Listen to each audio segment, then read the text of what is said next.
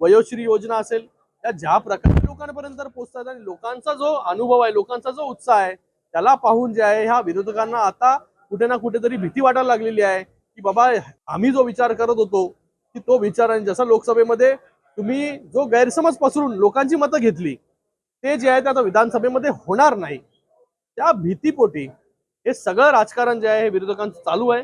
प्रत्येक गोष्टीवरती राजकारण करण्याचं त्यांनी ठरवलेलं आहे. आम्ही काम करण्याचं ठरवलेलं आहे. माननीय मुख्यमंत्री महोदय सगळ्या बहिणींना कार्यक्रमाच्या माध्यमाने भेटतायत. बहिणींचा उत्साह, कारण की आपण जर पाहिलं असेल इकडे देखील कार्यक्रम झाला, त्या कार्यक्रमामध्ये देखील मोठा उत्साह जो आहे तो महिला वर्गाचा होता, बहिणींचा होता, कारण की त्यांना एक आपुलकीची भावना जी आहे ती माननीय मुख्यमंत्री असतील सरकारबद्दल निर्माण झालेली आहे. हे सगळं पाहून आता पायाखालची वाळू सरकायला लागल्यामुळे कंटिन्यू प्रत्येक जो कुठली गोष्ट मिळेल त्याच्यामध्ये राजकारण, कारण की यांनी 2.5 वर्षामध्ये, यांचं जेव्हा सरकार होतं, यांचे मुख्यमंत्री जेव्हा होते तेव्हा 2.5 वर्षामध्ये फक्त घरी बसायचं काम केलं.